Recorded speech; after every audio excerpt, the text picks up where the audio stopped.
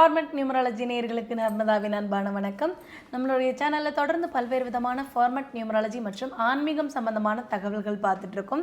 அந்த வகையில் இன்னைக்கு நம்ம பார்க்க போகிற இந்த ஒரு பதிவில் கொடுத்த வரத்தை திருப்பி கடவுள் எடுத்துப்பாரா அப்படின்றத பற்றியும், அதே நேரங்களில் விதியை மாற்றி அமைக்க முடியுமா அப்படின்றத பற்றின தெளிவான விளக்கம் கொடுக்கறதுக்காக நம்ம கூட இன்னைக்கு ஃபார்மட் நியூமராலஜியினுடைய தந்தை டாக்டர் மகா தனசேகர் ராஜா அவர்கள் இணைஞ்சிருக்கிறாங்க.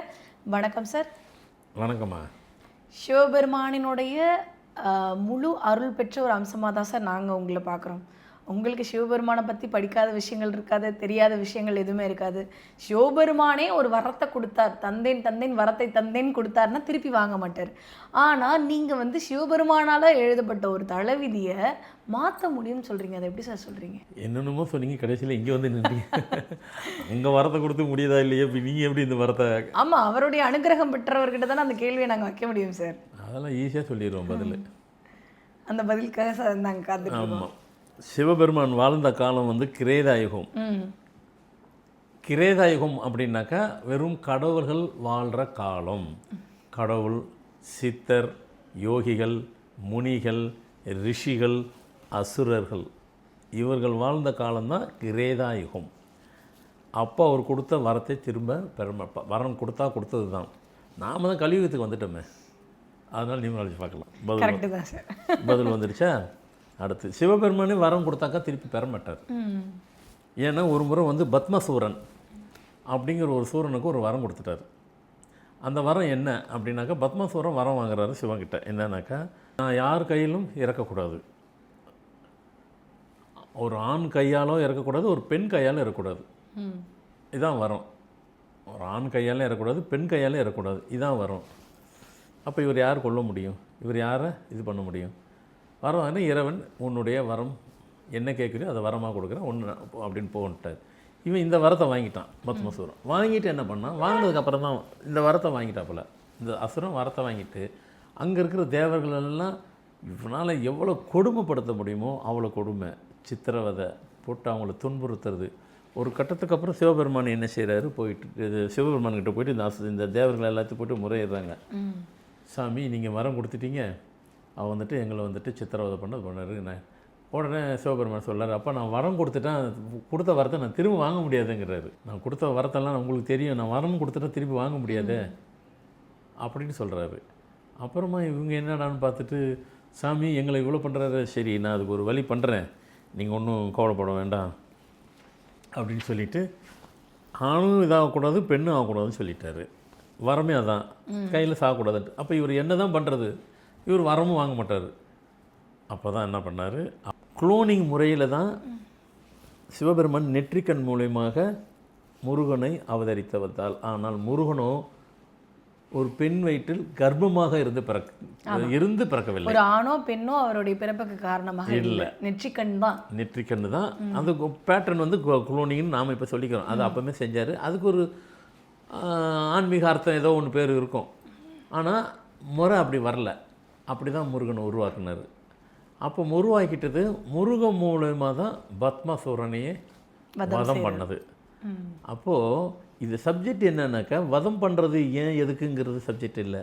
வரம் கொடுத்தா திருப்பி வாங்க மாட்டார் ஏன் அப்படிங்கிறதுக்கு அதுக்கு உருவானது முருகர் தான். அது ஒரு பெண் வயிற்றில் பிறக்கலை. அதனால தான் முருகனுக்கு சிவபெருமானுக்கு ஈக்குவலாக பவர் சில விஷயம் தாண்டி கூட இருக்குது. அப்பனுக்கே பாட சொன்ன அப்புறமா சிவனுக்கே மந்திரத்தை சொல்கிறது. ஸோ அது மாதிரி நிறைய விஷயங்கள் வருது. அப்போது உங்கள் கேள்வி சிவனே வரம் கொடுத்தாரு. வரம் கொடுத்தா நீங்கள் பொதுவாக சொல்கிறீங்க, என்ன வரம் கொடுத்தா நான் என்ன வரம், ஏன் வரம், எதுக்கு வரன்றது. அப்போ அதே நேரத்தில் நான் இன்னொரு பதில் சொன்னது, அப்போ அவர் கொடுத்த வரம் அவர் வாழ்ந்த காலம் கிரேதாயுகம், நாம் இருக்கிறது கலியுகம். அதனால் இதுலேயும் பண்ணிக்கலாம். அதனால் இது இதுவும் இப்போ இது மட்டும் இன்னும் உங்களுக்கு பொதுவாக இந்த நியூமராலஜி எண்கணிதம் இப்போ இறைவன் சிவபெருமானும் சித்தர்கள் இவங்களெல்லாம் யோகிகளெல்லாம் இவங்க படைச்சிட்டாக்கா, எல்லாமே என்னை பார்க்காதீங்க, எல்லாம் என்னை எதிர்பார்க்காதீங்க, என் சார்பில் இவங்க இருக்காங்க, இவங்கள பாருங்கள், அப்படி தான் படைக்கிறார். அகத்தியருக்கும் அந்த அஸ்ட்ராலஜியெல்லாம் பாடம் நடத்துனது சிவபெருமான் தான். ஒன்று தான் கொடுப்பாரு, உட்காந்து மொத்தத்தையும் A to Z வரைக்குமே சொல்லி கொடுப்பாரு. அஸ்ட்ராலஜி படித்தானாங்க, அடுத்து நியூமராலஜி. அதுக்கு முன்னாடியே நியூமராலஜி கற்கருங்கிற ஒரு சித்தருக்கு கொடுத்தாச்சு. கற்கருங்கிறது தான் அந்த அந்த எண் கணிதத்தை கண்டுபிடிச்சார். அப்போ அவரும் ஒரு சித்தர் தான். சித்தர்னுடைய வழிபாடுகளே வந்துட்டு எண் கணிதம்ங்கிறது வழிபாடே வந்துட்டு பிரச்சனைன்னு ஒன்று இருந்ததுனாக்கா அதை மாற்றக்கூடிய ஒன்று சக்தியை தான் எண் கணிதம். நம்ம ஃபார்மெட்டு அதில் வந்து கொஞ்சம் மாறி இருக்குது. என்ன மாதிரி இருக்குனாக்கா ஒரு ஃபார்முலாவை கண்டுபிடிச்சோம், அதான் ஃபார்மெட்டு. மொத்தத்தில் எண் கணிதம் தான் ஃபார்மெட். நியூமராலஜினாவே எண் கணிதம் தான். அப்போ இதுலேயும் நாம் என்ன செய்கிறோம், கர்மா விதி ரெண்டுத்தையும் பார்க்குறோம். கர்மா க்யூரபிள், விதி க்யூரபிள் அப்படின்னு பார்த்தீங்கன்னாக்கா விதி தான் க்யூரபிள், கர்மா க்யூரபிள் கிடையாது. நாம் அதை தொட மாட்டோம். ஓகே, இப்போ வந்து விதியை வேணால் மாற்றி தர முடியும், நீங்கள் வாங்கிட்டு வந்த கர்மாக்கள் ஸ்டோரேஜ் எல்லாம் நாங்கள் கிளியர் பண்ண முடியாதுன்றீங்களா சார்? கண்டிப்பாக முடியாது. இப்போ நான் கோர்ஸ்லாம் எடுக்கிறேன். இப்போ இது முடிச்சுட்டு கோர்ஸ் இருக்குது. ஆமாம், உலகம் ஃபுல்லாக எல்லாம் கோர்ஸில் ஜூமில் கோர்ஸ் கொடுக்குறோம். எல்லாத்துக்கும் அதுதான். விதி உள்ள ஆளுங்களை தொடுங்க, கர்மாவை தொடாதீங்க. விதி கூட ஒரு சின்ன திருத்தம். விதி கூட நீங்கள் அப்பப்போ வந்ததை அப்பப்போ மாற்றி விட்டுருங்க, சரி பண்ணிடுங்க விதியை.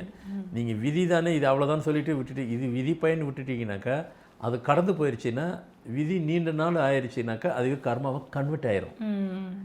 ஸோ அதனால் எண்கணிதத்தை மாற்றுறதுக்கு ஏன் எப்படி முடியுதுன்னு சொல்கிறதுக்கு உண்டான காரியத்தை ஒரு பெருசு நீளமாக ஒரு பெரிய டெஃபினிஷனையும் கொடுத்துட்டேன். அதனால் இதுலேயும் எங்களுக்கு வழிமுறை இருக்குது. நான் அதை யாரை பார்க்கணும், யாரை பார்க்கக்கூடாது, யாரை பார்த்தா சரி வரும் அப்படின்னு ஒரு கேல்குலேஷன்லாம் இருக்குது. பார்த்துட்டு தான் கொடுப்பேன். கொடுத்தா கண்டிப்பாக நடக்கும். ஆனால் கொடுக்கறதுக்கு முன்னாடி உத்தரவை வாங்கிக்கிறோம். ஏன்னா படைப்பு அவர் படைப்பு. கண்டிப்பாக சார். மனித படைப்பு இறைவே படைப்பு. செய்யலாமா வேண்டாமா, பார்க்கலாமா வேண்டாமா, பார்க்கலாம் செய்யலாம் அப்படின்னு சொல்லிட்டாருன்னு கொடுத்துரும். அதுதான் சக்ஸஸ்ஸு. ஸோ கண்டிப்பாக உங்கள் கேள்விக்கு இந்த பதில் சரியாக இருக்குன்னு நினைக்கிறேன். கண்டிப்பாக சார். நான் பிரச்சனையோடு வர்றவங்களுக்கு என் விதி இப்படி தாங்க அப்படின்னு நினச்சிட்டு இருக்கிறவங்களுக்கு மாற்றுறதுக்கு சிவபெருமான் எங்ககிட்ட ஒரு அற்புதமான பொக்கிஷத்தை வந்து கொடுத்துருக்கிறாரு. அதை உங்களுக்கும் கொடுக்குறேன் அப்படின்னு நீங்கள் கொடுத்துட்ருக்கிறது ரொம்ப சிறப்பான ஒரு விஷயம் சார். இந்த ஒரு பதிவில் நீங்கள் சொன்ன எல்லா விஷயங்களுமே நேயர்களுக்கு ரொம்ப பயனுள்ளதாக இருக்கும் நம்புகிறோம். ரொம்ப நன்றி சார். வணக்கம்மா.